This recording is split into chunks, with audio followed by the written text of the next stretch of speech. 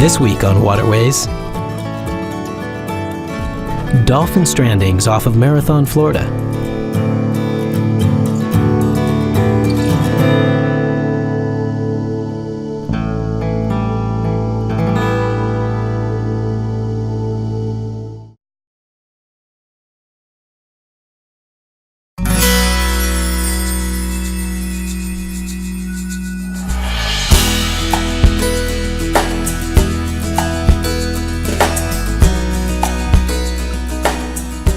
To those living in the Florida Keys, dolphin sightings can be an everyday occurrence. Animal lovers are drawn to dolphins for their remarkable grace, strength, and intelligence. Seeing such a majestic animal brings feelings of wonder and joy to those who encounter them. But, in a recent case of a rough-toothed dolphin stranding off Marathon, Florida, they brought feelings of loss and frustration.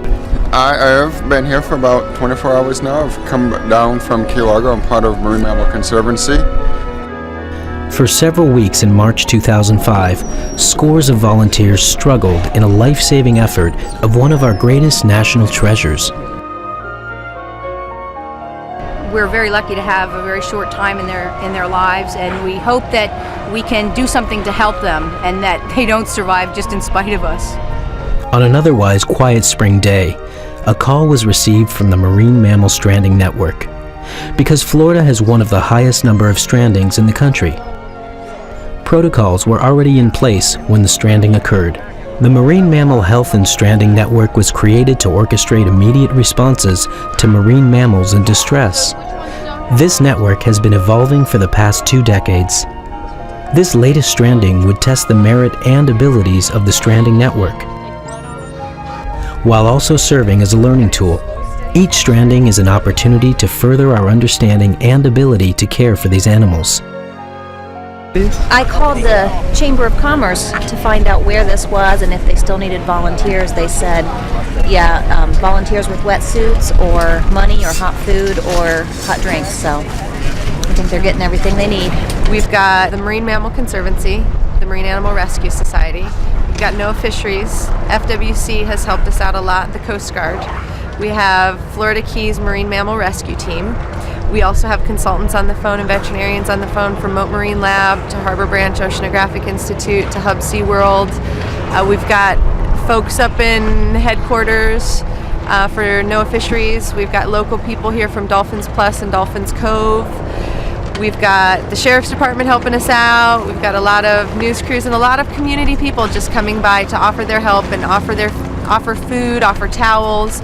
So really there's not really a line of where the help's coming from. It's always a community effort in the Florida Keys. We're very pleased at the turnout of all the volunteers and all the agencies. We've got U.S. Fish and Wildlife, the Sanctuary, National Marine Sanctuary, the Coast Guard. Thankfully, the Coast Guard is very concerned with human safety, particularly last night.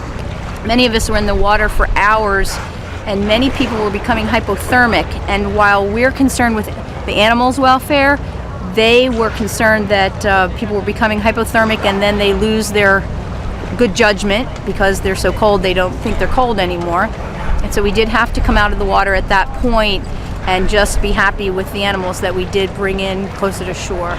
In all, the response team estimated that there were 70 to 80 dolphins marooned.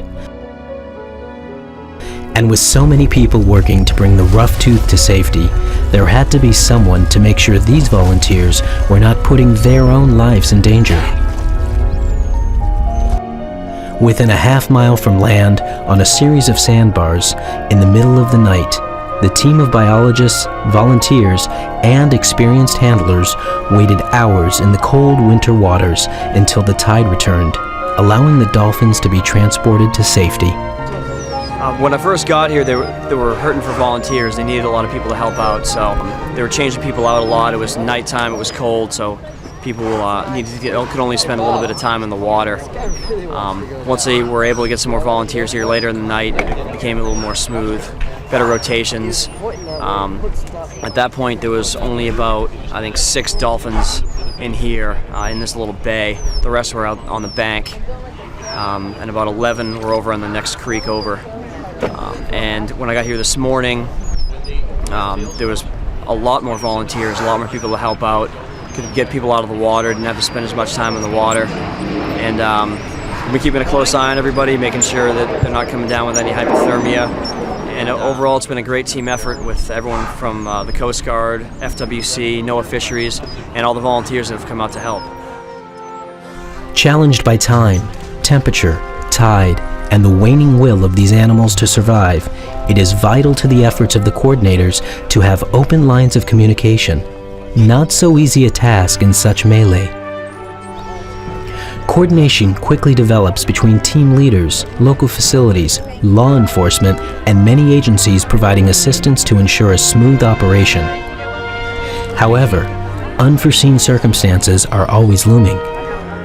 There were problems, obviously, that happen with the stranding when you have a plan set in place, but sometimes that plan doesn't always work and you have to go to plan B. Happens all the time because you're working with wild animals that are unpredictable. And for this particular stranding, a local fisherman reported the stranding to Marine Patrol Dispatch, and they called the stranding coordinator, the NOAA Fisheries stranding coordinator, who is myself, and I went ahead and dispatched Florida Keys Marine Mammal Rescue Team, who is the closest organization to the stranding site. I then called the Marine Mammal Conservancy, who is a stranding network responder in Upper Keys, and then the Marine Animal Rescue Society from Miami, and they went ahead and mobilized and responded as soon as possible. It's been about 36 hours since I've actually slept, and I'm here basically for these guys, and whenever we get the opportunity to take care of them and do what we need to do, we're the first ones to jump in the water and do what we can do. a month before this particular stranding happened, oddly enough, all stranding organizations, as well as National Marine Fisheries, FWC, the Coast Guard, the National Marine Sanctuary, all got together in a meeting to discuss mass stranding protocol, and we were implementing the incident command system into it. So this was basically a trial run. It was very ironic that we were able to have this meeting and then just a few weeks later have this event in the Keys where we could implement what we discussed, and it really worked very well. Definitely saw a huge improvement on the way we respond to the stranding. In our situation, we're kind of unlucky as far as the time that they stranded, because we only had about 45 minutes of daylight left, and then it just went pitch black. Plus we had to wait until high tide, and that didn't come in until 2 o'clock in the morning, and physically we could not move these animals on the flats in 6 inches of muck and just a little bit of water. We would have been killing ourselves trying to move them to get them off the flats. So a lot of it was sitting around and waiting for the tide to come in and just keeping these animals as comfortable as possible. Yeah. Well, it was very eerie standing out there, because we had our little command post that, being the on-site coordinator, I had to be stationed on the boat with the phone trying to get stuff coordinated and planned to get volunteers and what are we going to do with these animals. And standing out after it went black, there's no other sounds but maybe a boat motor every once in a while, but all you would hear is the sounds of the animals calling to each other, and you just saw the glow sticks that were on all of the volunteers. And that was it. It was very eerie, very strange, something I'll never forget. With the smell of freshly brewed coffee in the air, the volunteers seem to perk up and dig a little deeper, finding the strength they need to make this effort a success. With the sun on the horizon, this is the team's first chance to visually assess the damage. At this point, this is actually day 2 in our rescue efforts here on Marathon Key, and what we're doing is we're trying to keep the dolphins safe in a deep water canal. We have a fence in there, and the veterinarians are assessing their health. They have to be handled one at a time very carefully. They're rototagged. We take blood samples, lengths, we determine the gender, if they're anemic, if they're dehydrated, if they're emaciated, how their lungs sound, how their heart sounds, their heart rate, their breathing rate. And we have wonderful veterinarians working as a team that have many years of experience working with marine mammals, and they'll determine from all of those symptoms and signs and the results of those tests which animals will be the best candidates to be rehabilitated and put back into the wild. The rough-toothed dolphin are a pelagic species which are commonly found in tropical and subtropical waters. Traversing the Gulf Stream and similar climates worldwide, these dolphins go wherever food is plentiful. Being a pelagic species means these dolphins are typically found in deep waters. Finding them in the shallows just off the Florida Keys is a rarity and a sign that something is amiss. These animals are out of their element. They have come into an area that they normally wouldn't live. We call it out of habitat. And once they're out of habitat, they stop eating and then they can become dehydrated very quickly. What the veterinarians are looking for are a variety of different diseases as well as just an overall health assessment. Many of them appear to be well, and one of the most popular questions is, why don't we just put them back out and push them back into deep water? They are very stoic. Wild animals have to be stoic because if you look sick when you're in the wild, you just become lunch for someone else. So when they're, especially in a very stressed situation, they try to look their best, but they could actually be near death in many cases. So with daylight, we put some oil boom across. It's safer. They can't get tangled with that. And that's to keep them in, because when they get the opportunity, particularly when it's high tide, they will head back out toward the Atlantic. Unfortunately, there are nothing but flats and very narrow channels, and even boaters with maps run aground out here quite commonly. We've had animals that did run into the mangrove roots. Some of the animals did get trapped. We had volunteers jump into the water and pull them out of the mangroves. I believe they're exploring their area. They're testing their grounds. They're not used to being in enclosed spaces. They're used to being out in the open water. With almost 24 dolphins in the canal being hydrated and assessed, and with more sick dolphins on the way, it became clear to the veterinarians that they were running out of resources. Those dolphins, healthy enough for transport, would have to be placed in facilities set up specifically for these scenarios. The transport of these animals is often the most traumatic stage in the rehabilitation effort. For those not strong enough for the move, the vets have very few options. Many times working with these stranded animals is heartbreaking. We see them be injured, we see them struggling, we know that they're totally out of their element to be around so many people. Some tough decisions are going to be made today. I'm fairly certain that the veterinarians will be deciding that some of these animals have to be euthanized today. That can be tough, but honestly, the downside is that they will just continue to suffer and get stuck on the flats if they're pushed back out into the ocean. And then they drown just like we would drown. It can be hard at times, but we try to keep a positive focus to keep us going. And when we do have a success, that really is what makes the difference, and we learn from every stranding how to do a better job the next time. I'm not worried about you biting. It's great. Rehabilitation takes place in a variety of different situations here in the Florida Keys. Because of our geography, we have rehabilitated animals in lagoons very similar to what I'm standing next to here. It really depends on the time of year, though, because it's cold now and these animals are shivering. We are also planning to take some, hopefully later today when the assessments have been done by the vets, and put them in pools at Mote Marine Laboratory on Summerlin Key. We have pools with heaters, and we've gotten them set up just for marine mammal rehabilitation, and that's a very good first triage area that we can handle them when they're weak and be able to take care of them, monitor the water quality, and then as they become stronger, then we would possibly move them into a lagoon for reconditioning to be put back out into the wild. Summerlin Key is the location of Mote Marine Laboratory's Center for Tropical Research, one of the rehabilitation triage for the rough-toothed dolphins. Through good intentions and good communication, this facility was able to offer some of the best equipment and staff to help the most distressed members of the pod. Strandings are just hard because you're dealing with animals that are already somewhat compromised. These guys were in fairly decent health when they came in, but again, you know, they were in a canal for 2.5, 3 days. We don't know how much they were eating, so, you know, rehydrating them was important. But with every stranding, you know, I don't get my hopes up as far as, yes, they're all going to make it, you know. I hate to say it, but, you know, a lot of times you do lose animals, and you kind of have to prepare yourself for that. Upon arrival at Mote Marine Lab, the experts assessed the health of the 4 dolphins placed in their care. Releasing these dolphins back into the wild is the primary objective. But these animals have to be in peak physical condition to face the dangers of the open ocean and find their way back home. Prospects for release, hopefully within the near future, but each animal that we have right now is on different levels as far as their rehab goes. 356 will probably be here a little bit longer. She needs to gain quite a bit of weight, and she needs to fight off that infection that she has before we get her back out in the wild.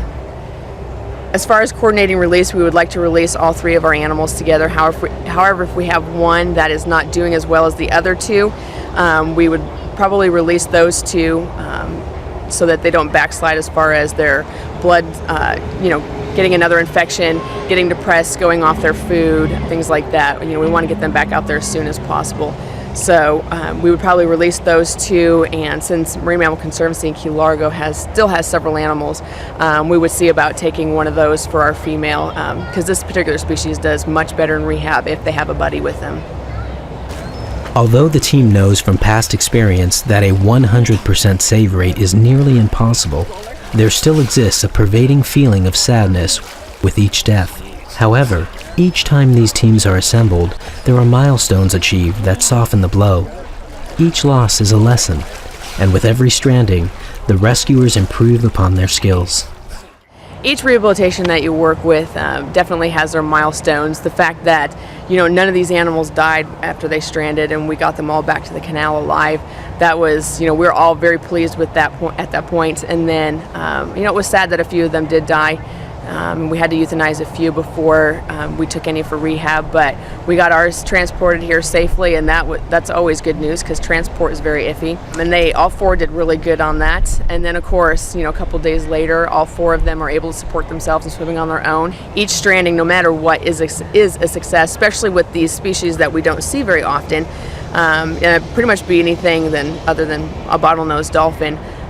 We can learn about their anatomy. We learn about their behaviors as an individual and between each other as well, their vocalizations and how they interact with each other. This particular pod was a lot of females, moms and babies, pregnant females as well. And right now at another facility there's a calf that's being cared for.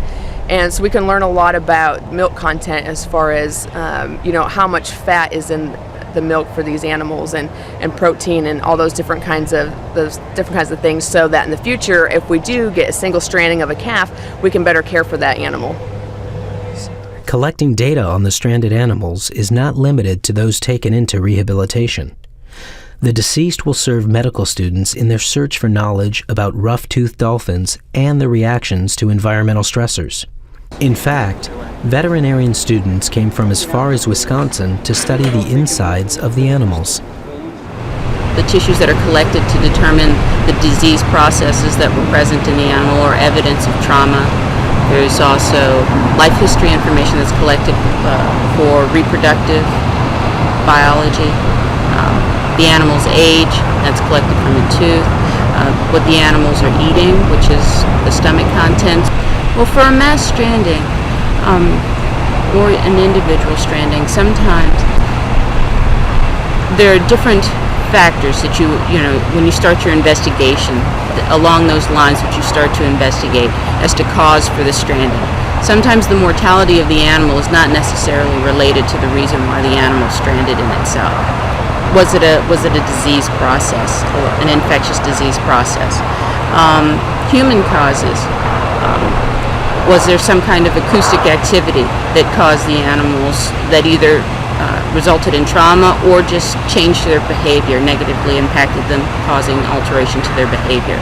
Was it environmental factors? Was there a harmful algal bloom that the animals were trying to avoid, or the eddy that came off of the Gulf Stream that they found themselves in that then resulted in them being out of habitat? So there are 3 major factors that you want to start investigating along those lines when you're trying to determine why a mass stranding has occurred. Meeting the challenge to better mobilize and conduct rescue efforts is NOAA Fisheries. Due to the amendment of the Marine Mammal Protection Act in 1992, we issued letters of agreement to stranding network organizations to respond.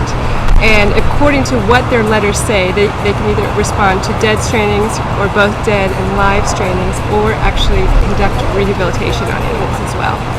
Our job is to oversee the networks in the sense where they can collect better baseline data from the animals, have consistent practices for rescue and rehab.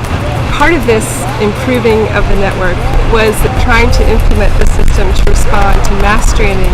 The amendment to the Marine Mammal Protection Act was the development of release guidelines. So you can't just release an animal back into the wild. Our job as NOAA Fisheries is to make sure that these animals are free and clear of any disease and cannot negatively impact the wild populations, as well as make sure that the release plans are solid and make sure that they're not doing any harm to the animals during release. Serving as a staging point, the Marine Mammal Conservancy of Key Largo led the way in rehabilitating and releasing the majority of the rough-toothed dolphins. This effort was no small feat.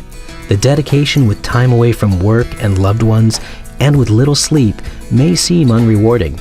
But no one is in this for a medal or fame. They are in this for the feeling they get when they release just one healthy dolphin. When we get ready to release these particular dolphins, at least one of them with our group will put a satellite transmitter on them. So after they're released, we can still track their movements, make sure they're doing okay. Plus, again, we're still learning about this particular species, and we can see from that transmitter, we can find out their lat and long. We know the information that we get, how deep they're diving. So we learn, does this particular species, do they head straight for really, really deep water, or do they tend to stay along the continental shelf and fish along there? This is the day that everyone wants to see happen for these animals. This is the culmination of all the hard work of all those people, and it really meant a lot to see them placed back where they belong.